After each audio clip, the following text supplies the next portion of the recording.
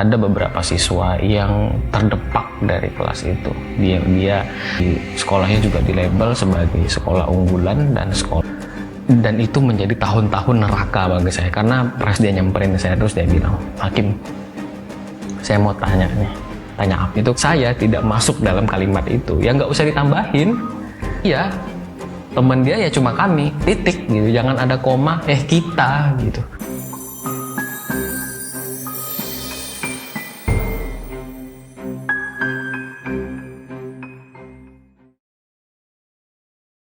Kisah ini bermula ketika saya bersama teman-teman itu, kita punya beberapa teman dekat, masuk ke sekolah yang sama, kemudian alhamdulillahnya saya pada saat masuk sekolah itu masuk kepada kelas unggulan ya, dimana merupakan sebuah kelas yang berisikan anak-anak mungkin 35 atau 40 terbaik, karena di situ waktu itu kita ada ranking NEM ya, pokoknya nilai Eptanas murni. Pada saat itu masih Eptanas ya, atau ujian akhir ya, ujian nasional gitu. Kita ranking ke sana dan 40 ranking pertama itu masuk sekolah unggulan, masuk kelas unggulan.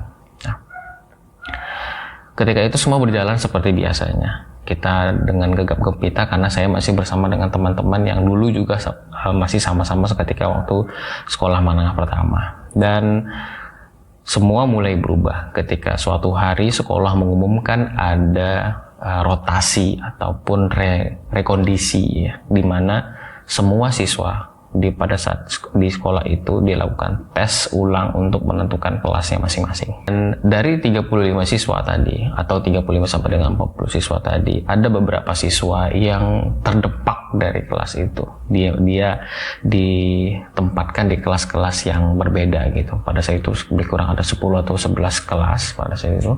Dan saya termasuk salah seorang yang didepak dari kelas tersebut gitu. Dan ada beberapa juga orang yang awalnya tidak masuk kelas itu, kemudian masuk ke kelas unggulan tadi. Mungkin sekilas kelas unggulan itu adalah kelas di mana anak-anak pintar berada, kemudian mereka penuh dengan prestasi, bahkan sekolahnya juga begitu ya.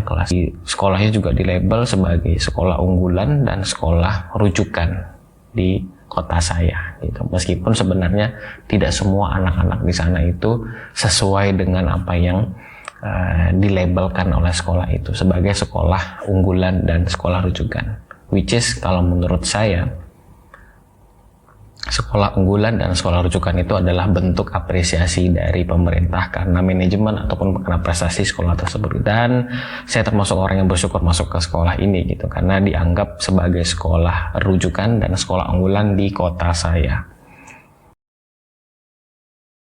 Kembali kepada kisah rekondisi tadi ya, rekondisi siswa-siswa yang ada di situ. 1 tahun berlangsung ketika saya sudah ada di kelas itu. Awalnya saya tidak menerima gitu, kenapa sih saya harus berada di kelas ini gitu. Sementara teman-teman saya waktu ujian ulang tadi itu juga kita ya sama seperti anak-anak yang lain mungkin ya, saling memberitahu jawaban atau saling bertanya gitu, meskipun sebenarnya itu perbuatan yang curang gitu ya. Tapi ya itu karena kita berteman baik dari sekolah menengah pertama ya, kita sama-sama, kita bareng-bareng gitu. Bahkan masuk sekolah itu juga kita sama-sama bareng-bareng ujiannya gitu, duduknya juga dekat-dekatan. Awalnya saya nggak menerima gitu, tapi pada akhirnya saya menerima bahwa saya akan ambil kursi saya itu di tahun depan, saya bilang gitu. Dan 1 tahun berlangsung, 2 semester, dan alhamdulillah saya mendapat peringkat 1 berturut-turut. Dan pada saat itu wali kelasnya bilang kepada saya, "Hakim, mau masuk kelas yang mana?" kata dia gitu. Mau masuk kelas yang mana? Apakah masuk kembali ke kelas unggulan yang sebelumnya atau masuk kelas-kelas yang lain? Terus saya bilang ya diplomatis saja, saya bilang, "Terserah deh Bu, saya kelas mana aja boleh," saya bilang gitu. Dan alhamdulillahnya saya kembali pada kelas yang dulu sempat saya tinggalkan. Di awalnya saya merasakan ada kebahagiaan gitu ya, karena oke nih saya dapatkan apa yang dulu tidak saya rasakan gitu, dan saya didepak dari kelas ini. Tapi semua itu berubah ternyata setelah saya kembali ke teman-teman saya dulu. Saya merasakan ada suasana yang kok berbeda ya dibandingkan terakhir kali saya meninggalkan kelas ini gitu. Apa sih yang berbeda dari kelas ini? Apakah kok sepertinya saya ini tidak diterima gitu, karena mungkin orang luar atau orang anak baru, atau ya seperti anak baru gitu ya. Karena kelas yang sekarang ini, ketika kelas 11 dan kelas 12 itu adalah orang yang sama dengan kelas yang sama seperti terakhir kali saya tinggalkan gitu. Orangnya tidak jauh berubah, tidak ada yang berubah bahkan. Jadi ketika mereka di tahun pertama masuk ke tahun kedua juga orangnya itu aja gitu, dan kami cuma masuk sebagai tambahan di sana. Sekitar ada 3 atau 4 orang gitu saya kalau saya nggak salah ya. Dan ketika saya mencoba mencari tahu dan saya coba beradaptasi dengan keadaan yang baru itu gitu, dengan yang saya tahu, yang saya rasakan, suasananya sangat jauh berbeda seperti terakhir kali saya tinggalkan kelas itu. Ternyata saya mendapat kesimpulan bahwa oke, sepertinya saya tidak diterima di sini gitu. Tidak diterima artinya saya tidak mendapatkan respon seperti apa yang saya harapkan. Itu yang pertama. Tapi saya tidak berhenti sampai di situ. Saya coba menggali lagi, kira-kira apakah firasat saya ini atau pikiran saya ini benar, atau justru malah pikiran saya ini salah. Dan disinilah awal mula kenapa saya bilang struggle-nya ini betul-betul terasa. Berjalannya waktu, saya mencoba mencari tahu dan saya memetakan seluruh members yang ada di kelas itu, dari yang paling depan sampai paling belakang, dari ujung kanan sampai ujung kiri, dari pojok kanan atas sampai yang bawah, semua saya petakan. Untuk apa? Untuk mencari siapa yang kira-kira layak dan pantas dan bisa untuk saya jadikan teman ya. Karena pada saat itu saya betul-betul menjadi orang yang sangat-sangat menjadi pengamat ya. Saya mengamati setiap orang-orang yang ada di dalam kelas itu. Seperti apa perangainya, seperti apa karakternya, seperti apa sifat-sifatnya, dan seperti apa dia merespon kehadiran saya. Dan itu bukan cuma satu orang, even satu persatu saya amati. Ketika saya kesini, responnya seperti apa? Ketika saya kesini, responnya seperti apa? Gitu. Dan hampir kesemuanya itu memiliki respon yang sama. Dan disinilah mulai masalahnya. Gitu. Kenapa? Karena saya tidak mungkin tidak punya teman di situ. Nggak mungkin saya sendirian. Jadi dan saya juga merasakan, saya nggak mungkin nih hal-hal seperti ini saya biarin gitu. Dan pada saat itu saya menemukan ada 4 orang members yang ada di kelas itu yang bisa saya jadikan teman, yang bisa saya jadikan sahabat, yang bisa saya ketika waktu istirahat saya bisa duduk di sebelah dia, saya bisa cerita-cerita, saya bisa bercanda dengan dia, saya bisa ngobrol tentang apapun gitu. Dan akhirnya saya menemukan nih 4 orang yang menurut saya mau berteman dengan saya gitu. 1 tahun berlangsung. Dan itu menjadi tahun-tahun neraka bagi saya, karena prestasi saya khususnya di akademik itu sangat-sangat menurun. Bukan hanya di akademik, di luar akademik pun saya jauh sekali menurun. Saya tidak pernah ikut event apapun, saya tidak pernah speak up dimanapun, saya tidak pernah muncul lagi di permukaan gitu. Jadi saya menjadi orang yang betul-betul sangat pendiam gitu. Dan ada salah seorang di antara teman saya yang 4 itu, ketika waktu istirahat saya sering gitu ya duduk di sebelah dia karena teman dia mungkin lagi keluar atau lagi kemana gitu. Terus dia nyamperin saya, terus dia bilang, "Hakim, saya mau tanya nih." "Tanya apa?" "Saya heran, kita itu udah lama nih satu sekolah gitu. Saya tahu lah sepak terjang Hakim itu seperti apa dulu waktu sekolah menengah pertama, kemudian sekolah SMA pada saat sekarang gitu. Dan yang saya herankan adalah mengapa sekarang Hakim jadi seorang yang sangat-sangat pendiam. Hampir tidak pernah kami dengar suaranya, hampir tidak pernah kami dengar pendapatnya, hampir kami tidak pernah mendengar masukan-masukan yang tajam yang seperti dulu pernah Hakim lakukan gitu. Kenapa kamu menjadi pendiam sampai hari ini gitu. Terus saya heran gitu, kenapa ada orang yang sadar dengan perubahan saya yang luar biasa signifikan itu. Bahkan diri saya juga nggak sadar gitu, bukan nggak sadar sih, artinya saya sadar bahwa diri saya itu sekarang sudah tidak mau lagi terlalu muncul di permukaan, tidak mau menonjol lagi gitu. Tapi ternyata ada salah satu teman saya yang sadar akan perubahan itu dan bertanya langsung sama saya. Karena dia merupakan salah seorang teman yang saya anggap bisa menjadi sahabat saya pada saat itu, saya menjawab hanya diplomatis saja, oh enggak, saya enggak apa-apa. Ya. Seperti kebanyakan orang yang menerima penolakan dan menerima apapun, ya kita cuma menjawab saya tidak apa-apa. Padahal sebenarnya kita menyimpan gejolak-gejolak yang luar biasa. Kemana saya melampiaskan kemarahan saya melampiaskan kejenuhan saya melampiaskan kebingungan saya melampiaskan apa yang tidak bisa saya lakukan selama di kelas, selama di sekolah, kemana saya lampiaskan? Alhamdulillahnya, saya punya ibu di rumah yang bisa mendengarkan saya. Jadi ketika saya pulang sekolah, beliau mendengarkan semua cerita saya. Beliau mendengarkan apa keluh kesah saya selama ada di kelas. Sampai beliau pernah bilang bahwa apa perlu mama datang ke sekolah, ke guru bimbingan konseling untuk membicarakan apa yang abang rasakan, karena saya anak pertama. Saya bilang, enggak. Saya yakin saya bisa menyelesaikan ini sendiri. Bisa kok. Saya selesaikan ini bisa. Jadi mama nggak perlu khawatir, mama nggak perlu bersedih. Yang penting mama dengerin aja abang di rumah. Apapun yang abang lakukan di rumah, udah mama dengerin aja gitu. Kita bareng-bareng di sini di rumah dan lakukan apa yang nggak bisa abang lakukan di luar, ya abang lakukan di rumah gitu.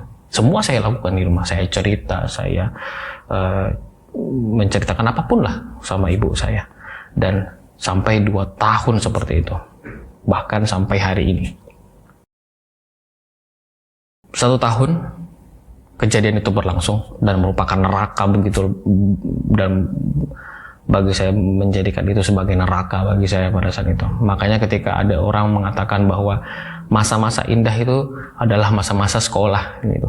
Justru saya paling benci mendengar kata-kata seperti itu. Lalu saya mengatakan enggak.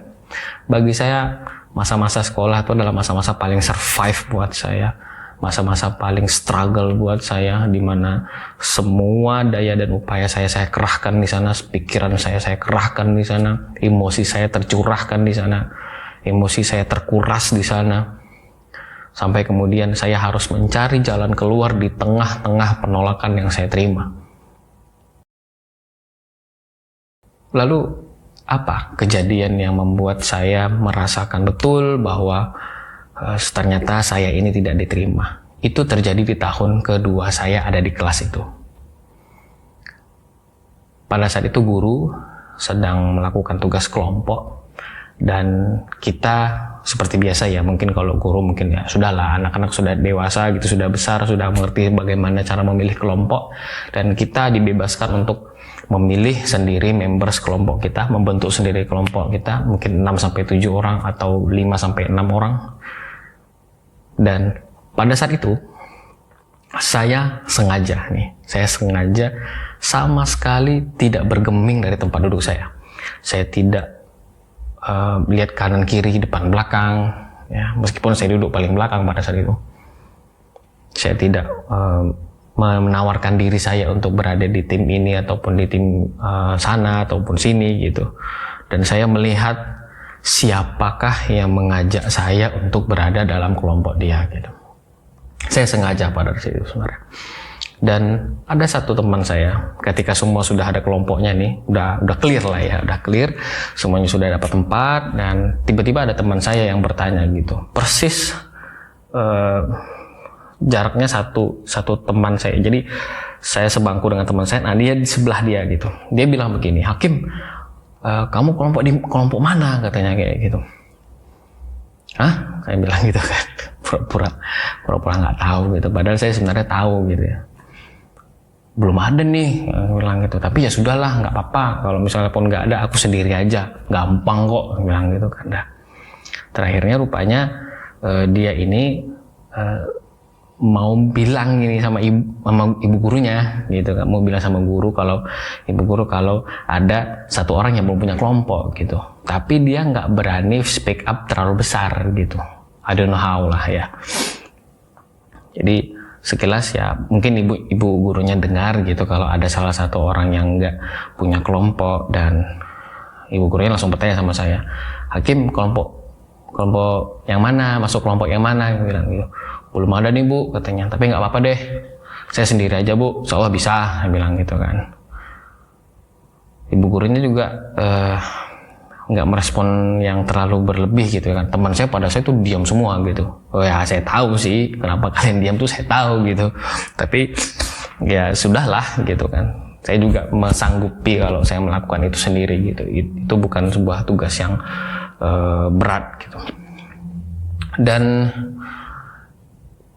pada akhirnya ibu guru itu sendiri yang memilihkan saya ada di kelompok tertentu. Ya, saya cukup mendoakan semoga ya, ibu guru dan semua keluarganya, semoga Allah lindungi, semoga Allah jaga, semoga Allah berkahilah kehidupannya, semoga Allah mudahkan semua urusannya atas kebaikan ibu kepada saya pada saat itu. Dan itu sama sekali tidak pernah saya lupakan sampai hari ini. Itu kejadian yang pertama. Kejadian yang kedua, ini yang betul-betul secara terang-terangan saya terima gitu. Pada saat itu saya lagi pergi sama teman-teman laki-laki. Pada saat itu saya kurang ingat persis di mana dan bukan di mana ya, maksudnya saya tidak begitu hafal, saya begitu ingat akan urusan apa kami bergerombolan pergi, mungkin sekitar 4-5 sepeda motor, kami berboncengan. Tapi ketika kami mau pulang, ada sebuah percakapan dengan teman saya, ya, yang merupakan juga teman saya dulunya waktu bareng-bareng waktu sekolah menengah pertama. Saya tidak ingat seperti apa detail awal perbincangannya, tapi endingnya itu betul-betul saya ingat sampai dengan detik ini.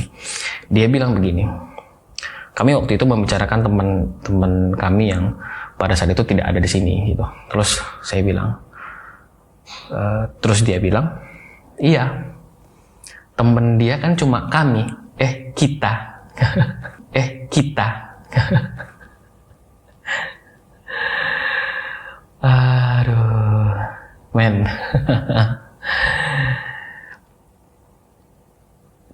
Untuk seusia saya pada saat itu menganalisa kalimat yang begitu sangat sederhana itu, saya juga sudah tahu gitu bahwa sebenarnya saya dalam kalimat itu tidak ada. Jadi nggak perlu direvisi juga gitu. Kalau sudah memang saya tidak masuk dalam kalimat itu, ya nggak usah ditambahin. Cukup pertegas saja, iya, teman dia ya cuma kami, titik gitu. Jangan ada koma, kita gitu. Untuk apa?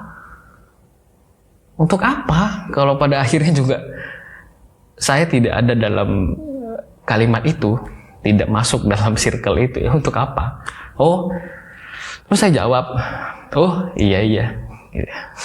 Dalam hati saya tahu sih sebenarnya apa maksud dia gitu kan, tapi ya sudahlah. Dan alhamdulillahnya di tahun ketiga saya itu saya mendapatkan prestasi akademik seperti apa yang saya rencanakan gitu ya. Alhamdulillah saya dapat 10 besar, dan itu merupakan sebuah pencapaian saya dan membuktikan bahwa saya bisa keluar dari struggle penolakan sosial itu. Dan di akhir kelas gitu, di akhir sekolah pada saat itu, dan ini menjadi gong dari kisah ini gitu ya. Ketika itu kita sepakat dengan semua teman-teman, mungkin idenya mungkin dari salah satu teman kita gitu ya. Kita mengunjungi wali kelas kita, dan kita di sana menceritakan semua apa yang kita rasakan selama kita berada di kelas itu gitu, selama bareng-bareng. Mungkin ada yang nggak suka sama ini dan nggak suka sama itu gitu. Dan di sini saya menemukan bahwa yang saya rasakan ternyata adalah benar gitu.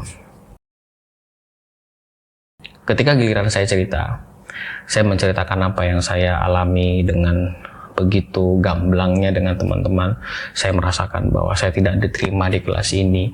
Mungkin tidak ada yang mau berteman dengan saya. Saya sudah mencoba untuk mensosialisasikan diri saya dengan baik kepada semua teman-teman. Tapi apa yang saya dapatkan itu justru tidak ada sama sekali.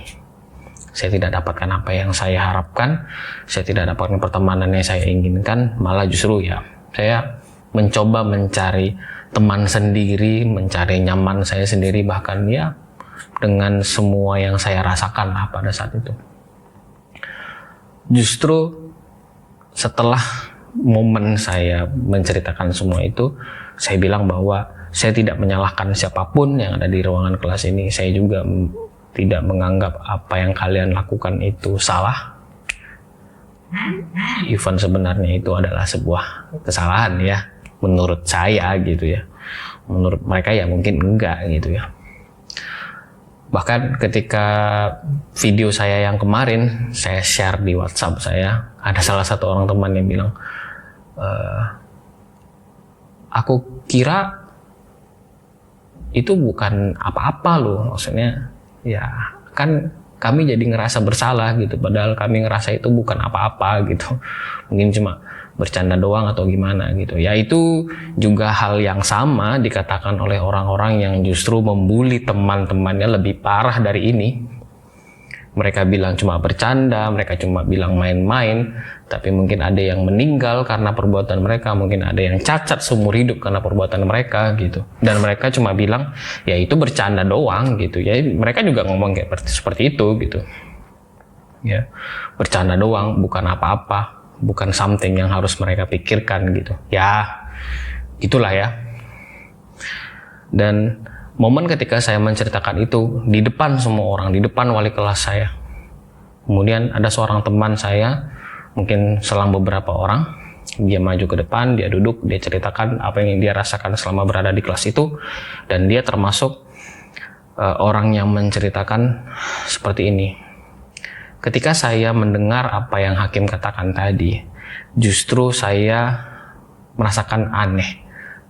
Kenapa hal itu juga saya rasakan, kata dia. Saya merasakan tidak diterima di kelas ini, saya merasa tidak ditemenin sama sekali gitu. Tidak ada yang mau berteman dengan saya, itu kesimpulannya gitu. Dan dia adalah salah seorang yang berstatus sama seperti saya, yang masuk ke kelas itu di tahun kedua kami ada di sekolah itu.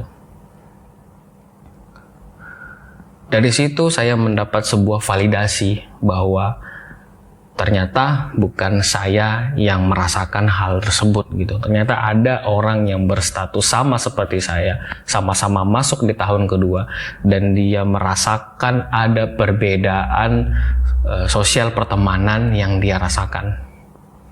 Dan itu merupakan kabar gembira buat saya. Artinya saya nggak sendiri gitu, dan dia juga nggak sendiri merasakan itu. Meskipun sebenarnya kami terlambat saling mengetahui tentang perasaan itu gitu. Kalau mungkin kita saling tahu perasaan itu dari awal, mungkin kita bisa sama-sama mencari jalan keluar gitu. Gimana caranya apa yang kita alami ini tidak berlanjut sampai ke hal-hal yang lain, ke diri sendiri gitu ya. Dan bukan satu dua hal ya. Mungkin saya masih bersyukur gitu. Saya punya ibu di rumah yang mampu mendengarkan apa yang saya rasakan, keluh kesah yang saya rasakan, keluapan marahnya yang saya rasakan, bahkan yang saya nggak bisa lakukan di waktu sekolah, saya lakukan itu di rumah gitu. Saya bersyukur gitu. Saya punya ibu di rumah gitu. Gimana kalau orang yang nggak punya orang tua,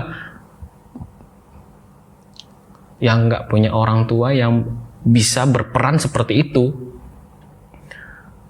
Mungkin kita akan melihat sekolah itu punya korban bunuh diri karena bulian. Kalian bisa cari korban-korban bully di Indonesia ini sudah seperti apa gitu.